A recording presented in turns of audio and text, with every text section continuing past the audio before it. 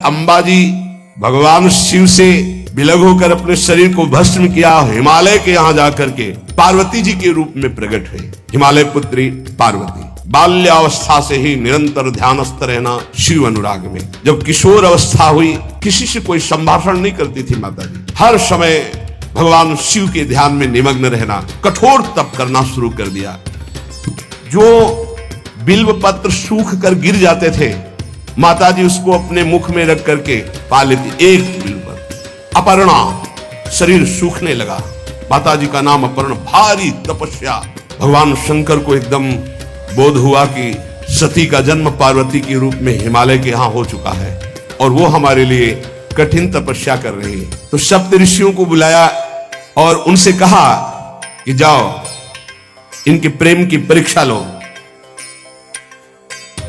जानते हैं, सब कुछ जानते हुए भी ये होता है। जैसे लोग कहते हैं भगवान जानते हैं अपने भक्त को, तो परीक्षा क्यों लेते हैं? तो पढ़ाया तो टीचर ने है, तो सालाना परीक्षा तो होगी ही कि तुम क्या पढ़े हो। ऐसे ही तुम्हारे प्रेम की परीक्षा होगी। तुम हरि को चाहते हो या हरि की रची हुई माया को? हरि की हुई रची हुई माया में आकर्षित हो गए तो 0 आ जाएगा। वो हरि की तरफ देखते रहे, माया से बच गए तो नंबर आ जाएंगे। 100 के 100 आते हैं यहाँ, 98 96 नहीं आते। 2 ही चैप्टर हैं। हरि पसंद कर रहे हो या हरि की माया? हर भक्त के सामने आता है तो प्रायः लड्डू ही खाने को मिलता है। बचता वही है जो मामे हुए प्रपद्यंते माया में ताम तरंती थे। केवल हरि। पार्वती पहि जाई तुम प्रेम परीक्षा लेहु, गिरिहि पेरि पठयहु भवन दूरी करेहु संदेहु। हे सप्त ऋषियों, जाओ, हमारी आज्ञा है।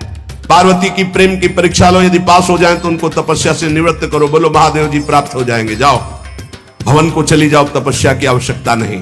ऋषियों ने जाकर के पार्वती जी को देखा, मानो मूर्तिमान तपस्या विराजमान हो, अस्तिमात्र हुए रहे शरीर, सूखे पत्ते बिल्व के। मुनि बोले, हिमांचल नंदिनी, इतना कठोर क्या प्राप्त करना चाहती हो?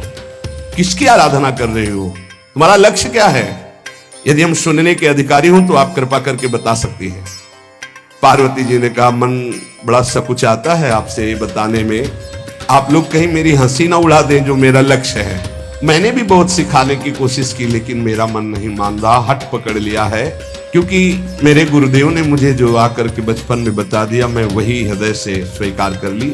मनु हट परा सुनई न सिखावा, चहत बारी पर भीति उठावा। नारद कहा सत्य सुई जाना, बिनु पंखन हम चाहि उड़ाना। मुनियों, वैसे आप भी हंस दोगे। ऐसा लगता है जैसे हम भारी प्रबल धारा में बालू का बांध बनाना चाहती हैं। कहां भगवान शिव और कहां मैं? मेरे गुरुदेव नारद ने बचपन में आकर के कहा, तुम्हारे पति देवाधिदेव महादेव होंगे। बस मैं तब से अपने पति की प्राप्ति की आराधना कर रही हूं। पता नहीं आप मेरी बात सुनकर हंसेंगे कि मानो बिना पंख के मैं आकाश को छूना चाहती हूं। ऋषि हंस पड़े और कहा, बात तो सही है। पर्वत से उत्पन्न हुई हो तो इसलिए तुम्हारी बुद्धि भी हमें लगता है जड़ ही है। नारद के उपदेश से आज तक किसी का घर बसा है? नारद के उपदेश से किसी का घर बसा है? अरे जिस जिसका उपदेश किया उसको बैरागी बना दिया, गृहस्थी तो बनाया नहीं। नारद उपदेश सुनकर किसी का घर बसा हो ऐसा तक प्रमाण नहीं है। देखो, दक्ष के पुत्रों को उपदेश किया, 10,000 को 1,000, लौट कर नहीं आए, सब बैरागी बन गए। चित्रकेतु को उपदेश किया, घर चौपट हो गया। प्रहलाद जी को उपदेश किया, पूरा हिरण्यकश्यप का नाश हो गया। नारद सीख जे सुनहि नर नारी, अवसी होई तजी भवनु भिखारी। तुम्हारे गुरु नारद जी की जो सीख सुना बर्बाद हो गया, बाबा जी बन गया, भजनानंदी बन गया। वैसे हम बताएं, नारद जी हैं बड़े कपटी। ऊपर से साधु का चिन्ह है, अंदर से कपट। क्या कपट? उसके संसार का नाश कर देते हैं, भगवान से जोड़ देते हैं। मुझे नारद जी की बात कम समझ में आती है। ये उल्टा बोल रहे ऋषि परीक्षा के लिए, गुरु निष्ठा हटाने के लिए, समझ रहे हो। पार्वती जी ने कहा बचपन में मेरे गुरुदेव ने बता दिया, वही मैं। नारद जी की बात आज तक घर किसका, जो नर नारी नारद की बात सुने भवन त्याग करके भिखारी बन गया, प्रमाण है। उनके वचनों पर तुम विश्वास मान रही हो। महादेव जी को पति निर्गुण नीलाज कुबेश कपाली अकुल अगेह दिगंबर ब्याली। नारद जी ने तुम्हें भगवान शिव को पति बिल्कुल निर्गुण समझो। निर्गुण को बता, दूसरा भी अर्थ होता है और एक अर्थ होता है कि कोई गुण नहीं, नीलाज, नंगे धड़ंगे घूमते कभी कभी, दिगंबर कोई लज्जा नहीं, कुबेश भाई सुंदर मुकुट लगाए हो, पोशाक पहने हो नहीं, चिता की भस्म लगाए, मुंडों की माला पहने, बहुत बहुत बाघंबर डाल लिया, ये कुबेश है। कपाली मनुष्य के मुंडों की माला। अकुल आज तक कोई पता नहीं लगा कि किस कुल के हैं महादेव जी, क्योंकि सब कुलों के मूल है, मूल का मूल वही है, उनके मूल कोई है नहीं। आगे एक दीवाल नहीं है, 60,000 योजन का एक बरगद का पेड़ है, उसी के नीचे रहते 60,000 योजन, 1 योजन 4 कोस, 1 कोस 3 किलोमीटर। कितना बड़ा वटवृक्ष कैलाश में, एक वटवृक्ष जिसके नीचे रहते 60,000 योजन का, 6 ऋतुएं शोभा देती उसी वटवृक्ष के। और कोई घर तो है नहीं महादेव जी के। और आभूषण भूल मत करना, बड़े बड़े विषैले सांपों का आभूषण कोई सोना चांदी नहीं पहनते महादेव जी। हमें लगता है ऐसा दूल्हा के लिए ऐसा तप। नारद जी ने ठग लिया तुम्हें, पागल बना दिया तुम्हें। देवाधिदेव महादेव के सुनो, इन्हीं ने शिक्षा दी थी सती को, ऐसे बौरे पति मिले, आग में जाके शरीर भस्म करना पड़ा। इसलिए हम तुम्हें बता रहे हैं कि बहुत सुंदर दूल्हा हम देख के आए हैं। हम जान गए थे कि तुम तपस्या कर रही हो। हरि का नाम सुना, बैकुंठ में रहते, बहुत सुंदर हरि है। यदि उनका आप वर्ण कर ले तो सुखी हो जाएंगे। बैकुंठ राजधानी, अब आभूषण उनके क्या कहना, पार्षद सही। ऐसे शिव जो चिता की राख लगाते हैं, सांपों की माला पहनते, मुंडों की माला, सांप का जनेऊ, बाघंबर, हमें तो पसंद नहीं आए। और हमारी बात मान लो, ऐसे के पास स्त्रियां टिक नहीं सकती जिनके घर नहीं, आभूषण नहीं, धन नहीं, कोई भोग सामग्री नहीं, उदासीन, उनको किसी से मतलब नहीं। तो सुनो, हमारा विचार स्वीकार कर लो। अति सुंदर सुचि सुखद सुशीला, गावहि वेद जासु जस लीला, असबर तुम्हि मिलावब आनी। बहुत सुंदर त्रिभुवनपति, बड़े सुशील गुणवान, जिनका यश वेद गाते गाते अघाते नहीं है, कोई दोष नहीं, सद्गुणों के समुद्र, लक्ष्मीपति, वैकुंठाधिपति। तुम्हें कुछ नहीं करना, हाँ बोलो, वो आएंगे, गरुड़ पे बैठाल के ले जाएंगे, तपस्या करने की जरूरत नहीं। पार्वती जी बहुत हंसी, सुनति विहसी कहा वचन। अच्छा अच्छा अच्छा, आपने ठीक कहा कि पर्वत से हमारा प्रादुर्भाव हुआ है, इसलिए आपको यह भी पता होगा कि पर्वत बहुत हठीला होता है, जहां डटा है वहीं डटा रह सकता है।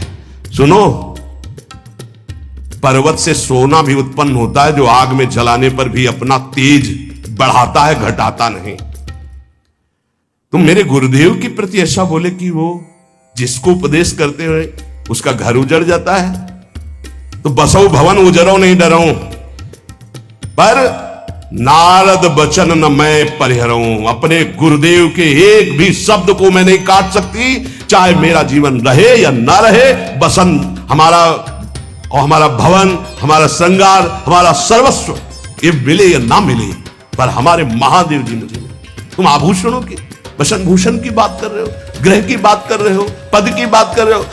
गुरु के बचन प्रतीति न जेहि, सपने हूं सुगम ना सुख सिद्धि देहि। एक बात तुम्हें बता दूं सप्तऋषियों, जिसे अपने गुरुदेव के वचनों पर विश्वास नहीं, गुरुदेव का भरोसा नहीं, उसे कभी कोई सुख और सिद्धि कदा प्राप्त ही नहीं हो सकती। महादेव वो गुण भवन विष्णु सकल गुण धाम, जय कर मनोरम जाहि संते ही सन काम। आपने बताया कि महादेव में कोई गुण नहीं है और विष्णु समस्त सद्गुणों के धाम है, मैं मानती हूं, लेकिन मेरा मन महादेव जी से रम गया है। अब तो केवल महादेव जी, पहले मिलते हो सलाह करते तो तुम्हारी बात सुनती, अब तो गुरुदेव नारद जी ने जो उपदेश किया वही मैं करूंगी। अब मैं जन्म संभुहित हारा को गुण दूषण करे विचारा, ये इष्ट निष्ठा होनी चाहिए। अब तो हमारा जन्म आराध्य देव के लिए, कौन गुण दोष का चिंतन करे। जन्म कोटि लग जगर हमारी, बरऊ शंभुनता रहूं कुमारी। करोड़ जन्म लूंगी, अगर इस जन्म में महादेव जी ने मिले तो करोड़ जन्म लूंगी, हर जन्म तप करूंगी, पर हमारे प्रीतम होंगे महादेव, पति होंगे महादेव। तजऊ न नारद कर उपदेशु, आपु कहाई सत बार महेशु। हजार बार आकर के, सैकड़ों बार आकर महादेव जी भी कहें कि अपने गुरुदेव के वचन छोड़ दो, तो मैं अपने गुरुदेव के वचनों का त्याग करने वाली नहीं। आप जा सकते हैं, बहुत जगत में कुंवारी कन्याएं और कुंवारे वर हैं, उनका ब्याह करा दीजिए। मेरी तो केवल एक ही बात रहेगी, हर जन्म महादेव जी के लिए। समस्त सप्तऋषियों ने साष्टांग दंडवत की और कहा, जगदम्बा आप नित्य शिव की अर्धांगिनी, भगवान शिव ने ही मुझे भेजा था आपकी परीक्षा के लिए।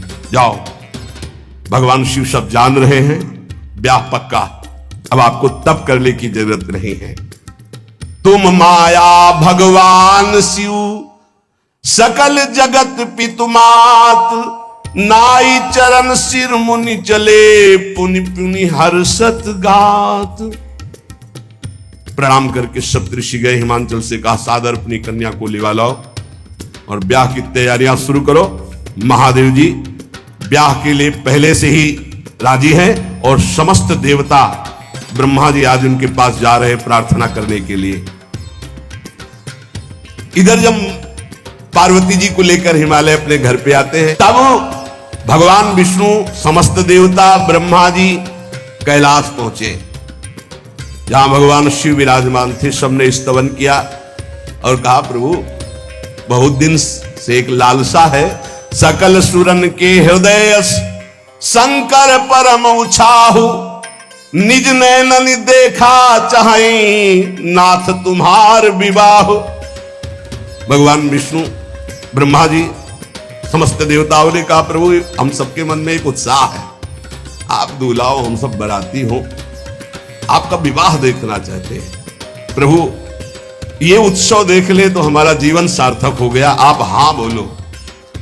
कामदेव के मद को चूर करने वाले आपको दूल्हा रूप में देखना चाहते हैं हम सब। स्वामी का स्वभाव होता है सेवक को सुख देना। पार्वती जी ने अपार तप किया है आपके लिए, आप उनको अंगीकार कीजिए। भगवान विष्णु ब्रह्मा जी की प्रार्थना सुन करके भगवान शिव जी ने कहा, तथास्तु, ठीक है ब्याह पक्का। देवताओं ने नगाड़े बजाए, फूलों की वर्षा होने लगी, देवाधिदेव महादेव की जय के नारे कैलाश में गूंजने लगे।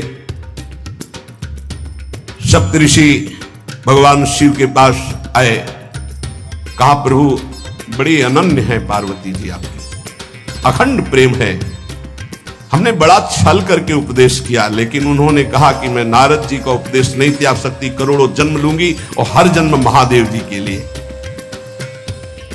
भगवान शिव जी की आंतरिक वृत्ति जो पार्वती जी की प्रीति की है उसे कोई नहीं जानता।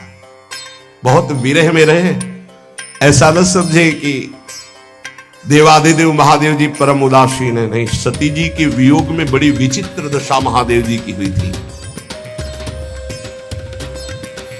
सप्तऋषि फिर गए पार्वती जी के पास और कहा भी बीच में घटना घट गई, कामदेव गया था महादेव जी की समाधि को भंग किया तो महादेव जी ने कामदेव को भस्म कर दिया, तो अब ब्याह का मतलब क्या रह गया। भवानी ने कहा तो तुम क्या अभी तक भगवान शिव को काम युक्त देखते थे क्या? क्या तुम समझते हो तुम्हारे जान काम अब जा रहा? अरे अब लगे शंभु रहे सभी कारा। तुम्हारी नजर में अभी तक भगवान भिखारी थे और अब काम को भस्म किया है। अरे हमने भगवान शिव की आराधना की, हमारे जानी सदा शिव जोगी, अज अनवद्य अकामो अभोगी।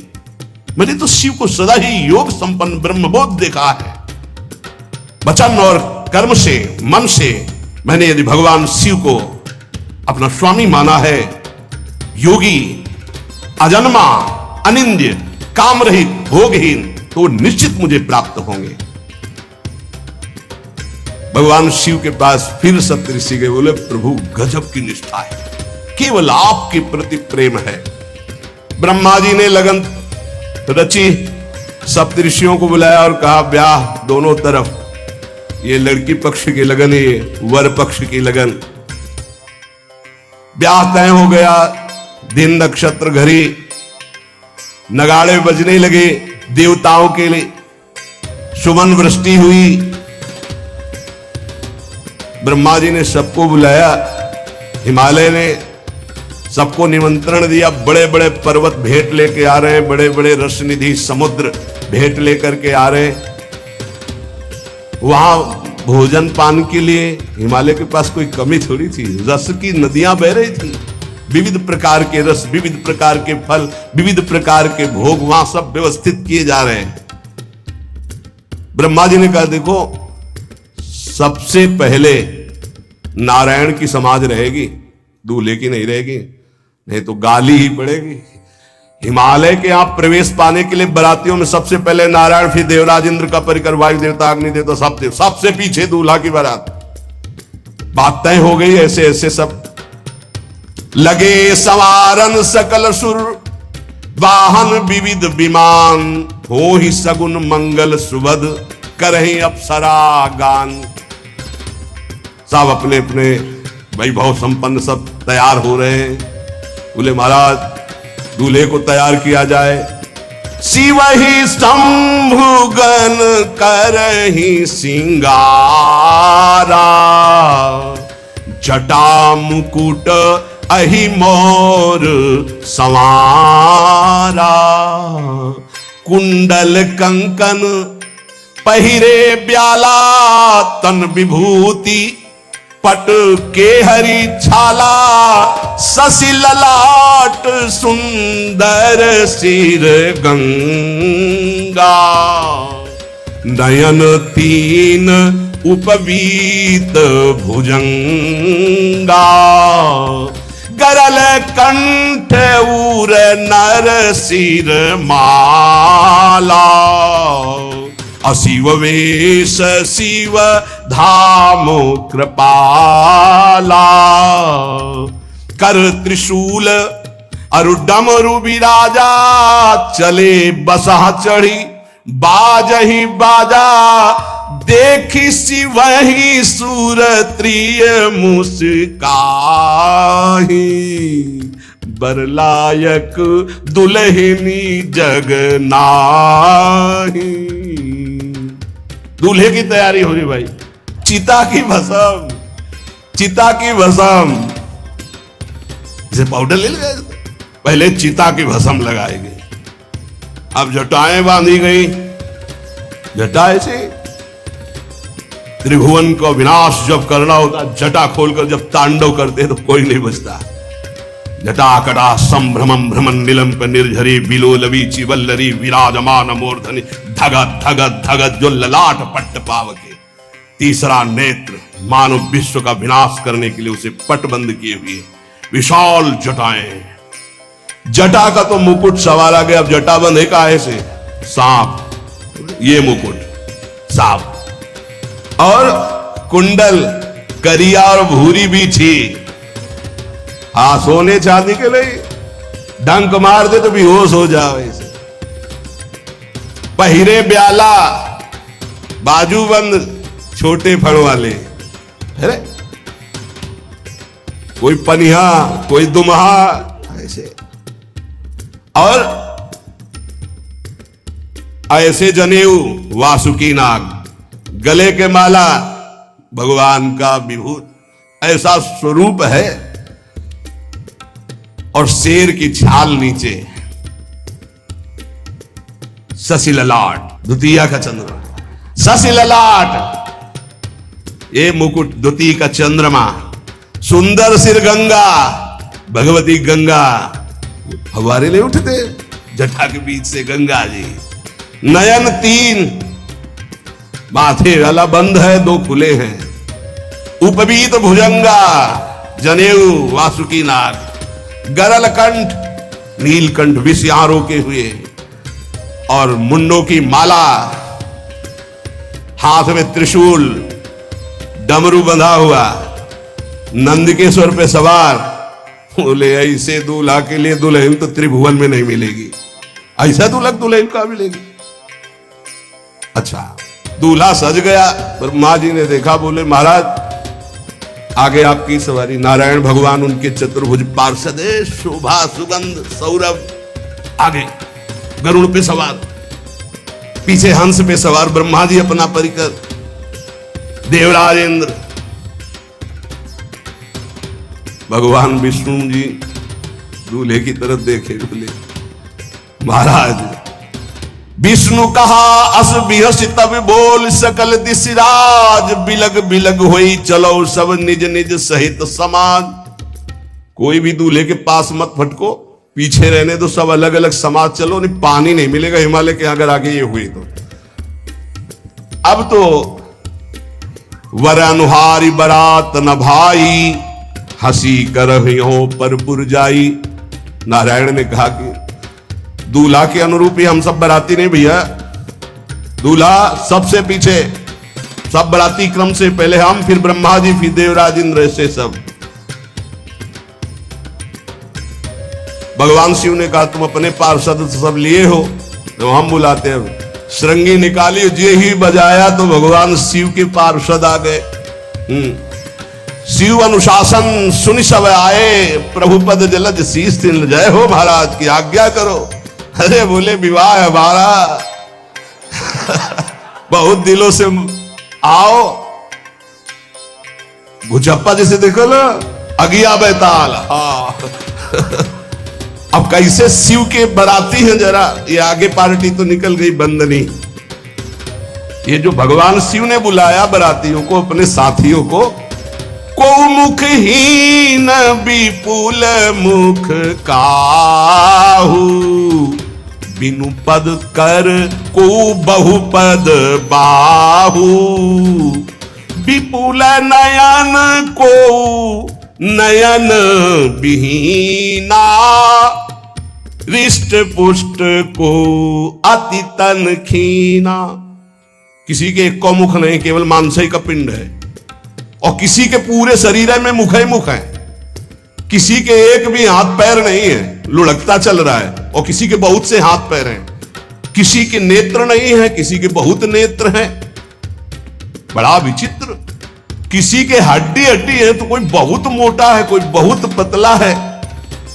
तनखीन को अति पीन, पावन को अपावन, गति धरे भूषण कराल कपाल, कर सब सद्य सोनित तन भरे। हर्षवान सुमर सुकाल मुख गन भेष, अगणित को गने बहुजिनस प्रेत, पिशाच जोगी जमात वर्णत नहीं बने। पिशाचिनी खून लपेटे नाच रहे, भगवान शिव का विवाह। और भूत और किसी के सुअर के मुंह, किसी के कुत्ता के मुंह, किसी के गधा के मुंह, बड़ा विचित्र भेष भगवान के शिव के पास। नाचहि गावै गीत, कौन अप्सरा गंधर्व नहीं, परम तरंगी भूत हो, तो बच रहा है। ये गाल हो रहा, हड्डी हड्डी है भूत की, भगवान शिव के सामने नाच रहा गा रहा, कैसा शोभा होगी। खून लपेटे पिशाचिनी, अगिया बैताल, रोड लाइट, अगिया बैताल, भगवान शिव की बरात। भूत प्रेत बड़े मौजियल, स्वामी का विवाह हो रहा है, खूब छिलक कर नाच रहे, देख ले तो मूर्छा आ जाए। अब बनी है बारात, तो जस दूल्हा तस बनी बराता। बाजा कौन बाज रहे हैं? कोई गाल बजा रहा है, कोई मुंह बजा रहा है, वो बैंड थोड़ी बज रहे, कोई चीख रहा है। तो जैसे अलग अलग ले तुरही बज रही, ये वहां कोई बाजे नहीं, सब भूत है, भूत प्रेत पिशाचिनी, ऐसे स्वर निकल रहे हैं। अब भगवान श्री चले नंदिके पर सवार होकर, जस दूल्हा तस बनी बराता। हिमालय बड़े उत्सव में है, देवाधिदेव महादेव जी की महिमा हिमालय की पत्नी से नारद जी ने सब सुना रखी है। अब तो जितने भी सुंदर सुंदर सब पदार्थ, सब व्यवस्थाएं, सब किए, हाथ जोड़े खड़े हैं। जगदम्बा जहां विराजमान है, वहां सिद्धियों की कौन सी कमी है। ये हुआ कि जय हो, बारात पधार रही है, सामवेद का गान करते हुए गरुड़ पर विराजमान भगवान। सब हिमालय वासी ओहो धन्य है, यही दूल्हा है, बाराती है। दूल्हा तो भी बहुत सुंदर होंगे, सब देख के लुभायमान हो गए, नारायण परिकर सब। पीछे देखा हंस पर सवार भगवान ब्रह्मा जी, चतुर्मुख वेद सब। दूल्हा पीछे, गांव के नगर के लोग है ना, ये दूल्हा नहीं, सयाने लोग कहते हैं दूल्हा। दूल्हा तो ये तो ब्रह्मा जी है, देवराज इंद्र, ये दूल्हा नहीं नहीं नहीं, ये दूल्हा नहीं, ये दूल्हे की बाराती है। वो गजब, इतने सुंदर दूल्हे के बाराती, तो दूल्हा तो फिर बहुत हृदय में आनंद है, उत्साह है। नगर की बालक बालिकाओं, नौवधुओं को ऐसे देख रहे, दूल्हा कौन है, ऊपर से चले। जब सब निकल गए तो बहुत हृदय में आनंद था कि अब दूल्हा के दर्शन होंगे। जो ही दूल्हा की पार्टी आई, शिव समाज जब देखन लागे, भीतरी चले बाहन सब, जितने अगवाली कर ले आए थे, धोती संभाल के जान बचा के भागे। जो बड़े बूढ़े थे, जो महिमा सुने थे, वो धरी धीरजू ताहा रहे सयाने, बड़ी हिम्मत करके रुके कि शिव है। लेकिन जो नौजवान बालिका, बालिकाएं, बूढ़ी, नौबहुएं, ये को वहां मंगलाचार में नहीं टिकी, सब अगवानी भाग पड़ी। धीरज धर करके बालक घर में पहुंचते, जवान पहुंचते, बहुएं, क्या क्या बात है, तुम लोग भयभीत क्यों हो गए, कोई घटना घटी क्या ब्याह में? कहीं कहा कही जाई न बाता, ये जमकर धार की धो बरियाता। बारात है, यमराज की पूरी लेना आ गई है भैया। दूल्हा देखा, देखा कैसा, बोले बरु बौराह बस असवारा, ब्याल कपाल विभूषण छारा। देखा है दूल्हा, बरु बौराह, बरु बौराह, बावरा है, क्यों? बैल पे सवार है, सांप की माला पहले, भस्म चिता की लगाए, मुंडों की माला। अरे पूछो मत, ऐसा दूल्हा। दूल्हे के शरीर तन छार ब्याल कपाल भूषण नगन जटिल भयंकरा, संगभूत प्रेत पिशाच जोगिल विकट मुख रजनी चरा। जी के लौट के बता रहे, भाग्य मनाओ, जो जियत रहा है बारात देखत, पुण्य बढ़ते ही कर सही। जिंदा लौट आए, बड़े पुण्य समझो, जो बारात देख ले जिंदा रह जाए, बड़े भाग्य तिनके।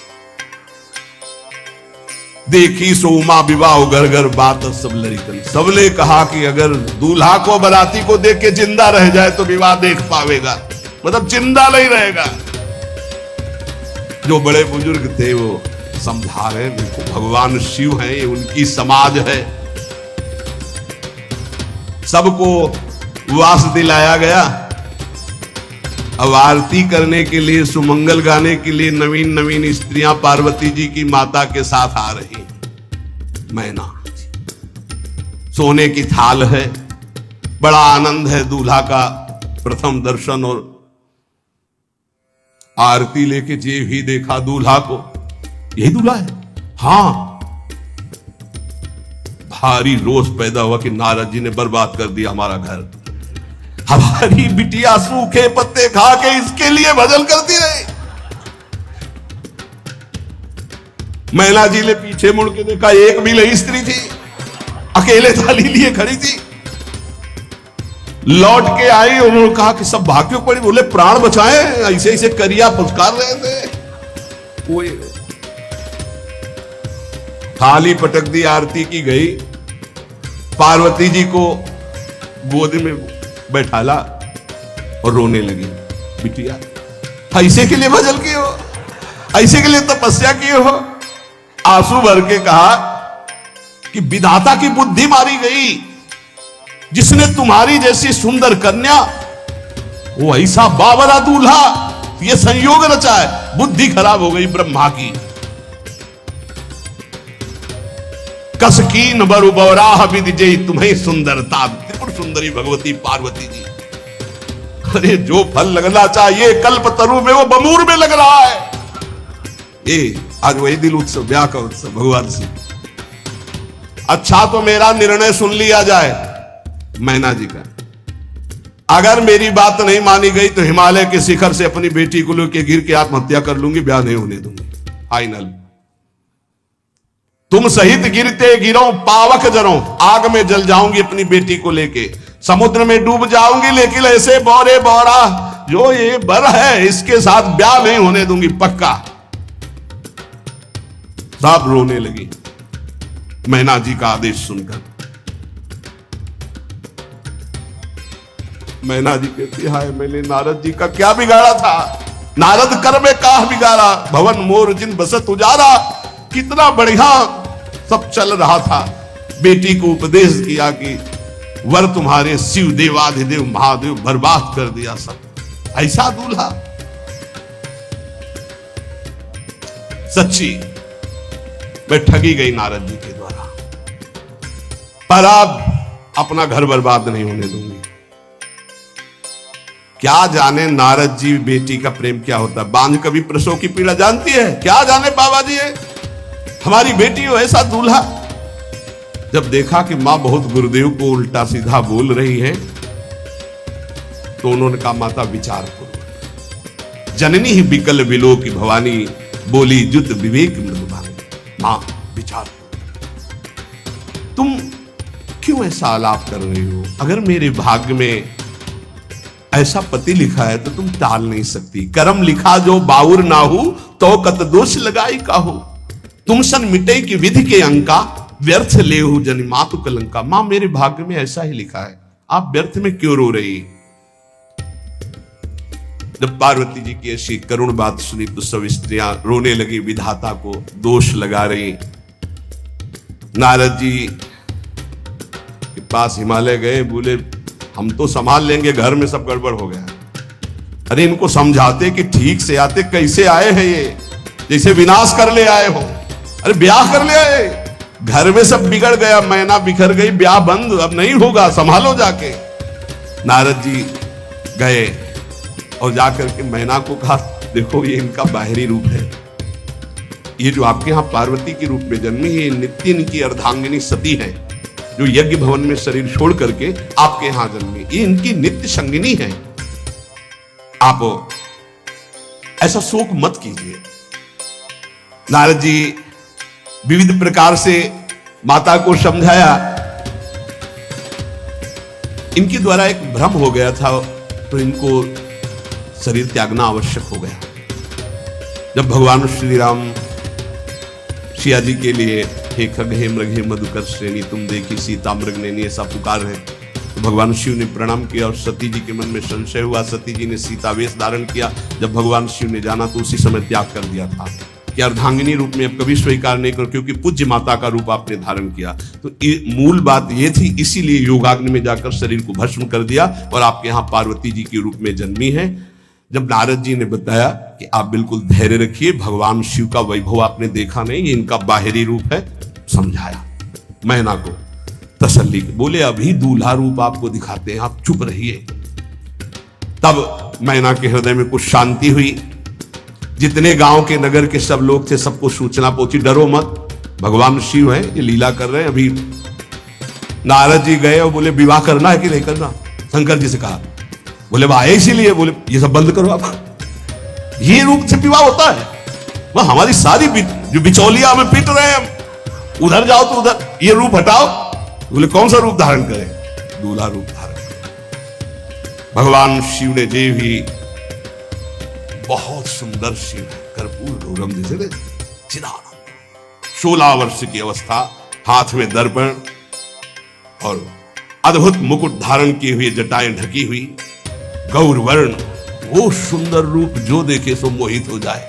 ध्याये नित्यम महेशम गजति किरणिभम चारु चंद्रावतन सम, कैसा सौंदर्य रूप महादेव जी का। चलो अब जो देवनार के लिए सब शुभ नौबधुए सब मैना जी को बुलाया, देखो दूल्हा आ रहे हैं, एक एक कदम ऐसे चल रहे, संभाल संभाल के जैसे चलना सीख रहे हो। तांडव करने वाले चरण है, पर नारद जी ने तो अब नहीं, नौ किशोर अवस्था, हाथ में दर्पण, वो सुंदर रूप भगवान शिव का, एक एक कदम बारात में जो देखे सो मोहित। मैना ने कहा अहो भाग्य, ऐसे दूल्हा, बोले वही हैं जो नंदी पे सवार थे, इनके स्वरूप को जानना बड़ा कठिन है। अब जो सुंदर जेवनार हुई बरातियों के साथ भगवान शंकर की, बड़े मधुर गीत गाए जा रहे हैं।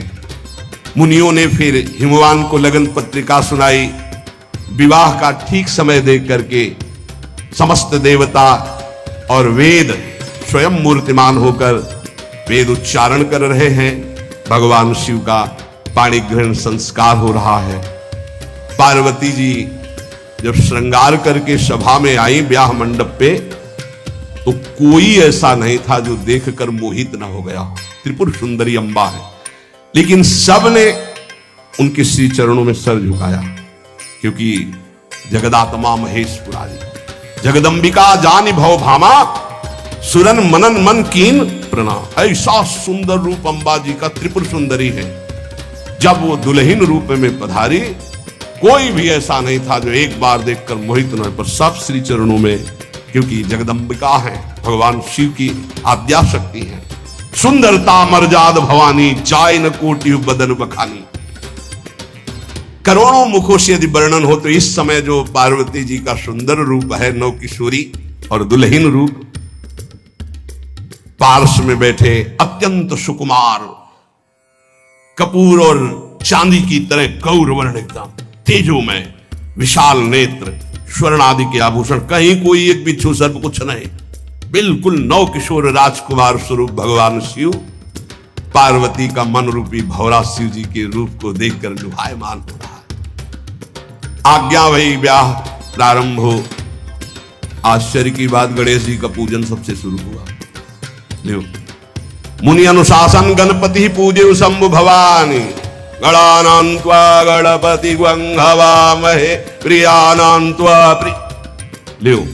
बोले गणेश जी पार्वती जी के मतलब पुत्र का भाव था ना, कि वो जब उपटन लगा रही थी उसी से याद गणेश है, याद गणेश है।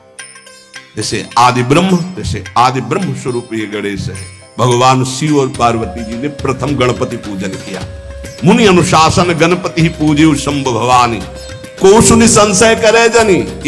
ये अनादि जी जान, कोई संशय मत करना कि वो पुत्र है जो पार्वती जी से प्रकट हुए। बोले नहीं, ये अनादि गणपति का पूजन हो रहा है, जो ब्रह्म गणपति है। जस विवाह कै विधि श्रुति गाई, महामुनिन सो सब करवाई। गही गिरीश कुछ कन्या पानी, भवई समर्पी जानी भवानी। पाणी ग्रहण संस्कार किया, कन्यादान। ये बहुत बड़ा गृहस्थ धर्म में परम पावन है। देखो जो हमारी पूर्व धर्म मर्यादा की संस्कृति कितनी पावन संस्कृति है, जिसको आज हम भूलते चले जा रहे हैं, मनमानी आचरण करते चले जा रहे हैं। इसलिए गृहस्थ भी सुख में नहीं रह गया है। गृहस्थ अगर धर्म के अनुसार हो तो उसको परम पद की प्राप्ति होती, परम मंगल होता है।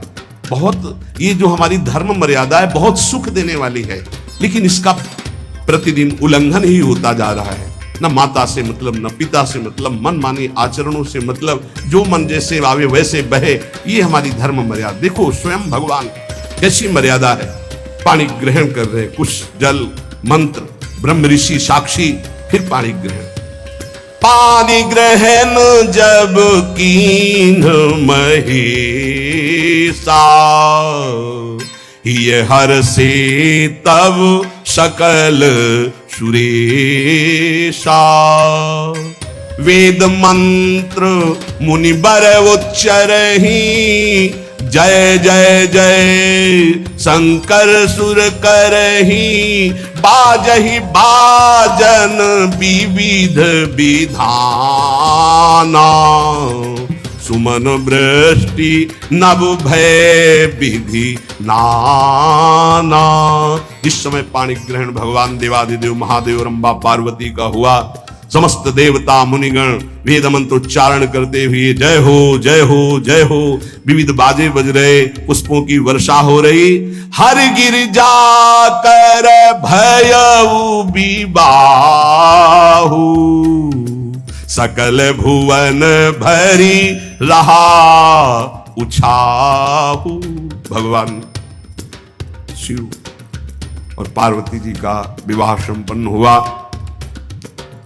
बहुत कुछ श्री चरणों में भेंट रख करके हिमांचल ने प्रार्थना की, प्रभु आप तो कृपा के समुद्र हैं, अगर मेरी पुत्री से कभी कोई गलती हो जाए तो क्षमा करना। नाथ मामम प्रांशम ग्रह किंकरी करेहु, क्षमेउ सकल अपराध वही प्रसन्न वरुदेव। हे शिव आपसे एक ही प्रार्थना है, मेरी पुत्री अबोध है, कभी कोई गलती कर दे तो हे नाथ मैं क्षमा चाहता हूं, मेरी पुत्री से कभी आप रुष्ट मत होना। बहुत प्रकार से भगवान शिव ने उनको आशीष दिया, ढांढस बंधाया। फिर भगवान शिव और उमा आनंद पूर्वक कैलाश पधारे। चरित सिंधु गिरजा रमन, वेद न पावहि पारू। बरने तुलसीदास किमि, अतिमति मंद गवा। तेरे भगवान शिव की महिमा को तो वेद नहीं पार पा सकते। गोस्वामी तुलसीदास जी कह रहे मैं भला उस महिमा को कैसे गा सकता हूं, मैं तो गवार बुद्धि का हूं। भगवान शिव और माता पार्वती जी आज भी अब भी कैलाश में विराजमान है। हर गिरजा विहार नित नयऊ, यही विधि विपुल काल चले गए। भगवान शिव और पार्वती का जो मंगल में विवाह सुनेगा, भगवान के चरणों में प्रीति, समस्त पापों का नाश होकर हृदय की निर्मलता, हरिहर में प्रीति निश्चित प्राप्त होती है। क्योंकि परम वैष्णवाचार, परम बोध संपन्न जगत गुरु भगवान शिव की लीला हृदय के अहंकार को मिटाती है। ये अहंकार के अधिष्ठात्र देवता है भगवान शिव, और जब तक अहंकार रहता है तो हरि के चरणों में या प्रियाजू के चरणों में प्रीति नहीं होती। सुनहु राम कर सहज स्वभाव, जन अभिमान न राखे काहू। तो भगवान शिव जिस पर कृपा करते तो अहंकार का अपहरण कर लेते और दैन्य भरी भक्ति हरि के चरणों में हो जाती है। इसीलिए भगवान श्री राम अपनी अयोध्या वासियों से हाथ जोड़कर कहा, और एक गुप्त मत सबई कहो कर जोरी, शंकर भजन बिना नर भगति न पावे मोरी। भगवान शिव और पार्वती का ब्याह संपन्न हुआ। आज भी कैलाश में नित्य विहार करते हुए विराजमान है। ऐसे उनके चरणों को प्रणाम करके अपने आराध्य देव के चरणों में प्रीति मांगते हैं। नमः पार्वती पतये हर हर हर महादेव। जय श्री राधे।